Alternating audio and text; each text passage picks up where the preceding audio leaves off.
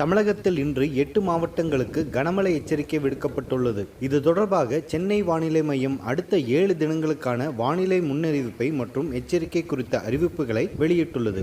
இன்று தமிழ்நாடு, புதுச்சேரி மற்றும் காரைக்கால் பகுதிகளில் ஒரு சில இடங்களில் இடி மின்னலுடன் கூடிய லேசானது முதல் மிதமான மழை பெய்யக்கூடும். கன்னியாகுமரி, திருநெல்வேலி, தென்காசி, தேனி, திண்டுக்கல், வேலூர், ராணிப்பேட்டை மற்றும் திருவாரூர் மாவட்டங்களில் ஓரிரு இடங்களில் கனமழை பெய்ய வாய்ப்புள்ளது என்றும் தெரிவித்துள்ளனர்.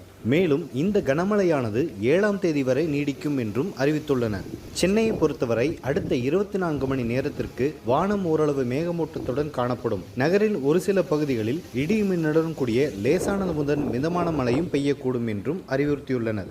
மேலும் இதைத் தொடர்ந்து நாளை கன்னியாகுமரி, தென்காசி மற்றும் திருநெல்வேலி மாவட்டங்களில் மழை பெய்யும் என்றும் தெரிவிக்கப்பட்டுள்ளது. அதே வரிசையில் நாளை மறுநாள் தேனி, திண்டுக்கல், நீலகிரி மற்றும் கோவை உள்ளிட்ட 4 மாவட்டங்களில் கனமழை பெய்ய வாய்ப்பு இருக்கக்கூடும் என்றும் அறிவுறுத்தப்படுகிறது.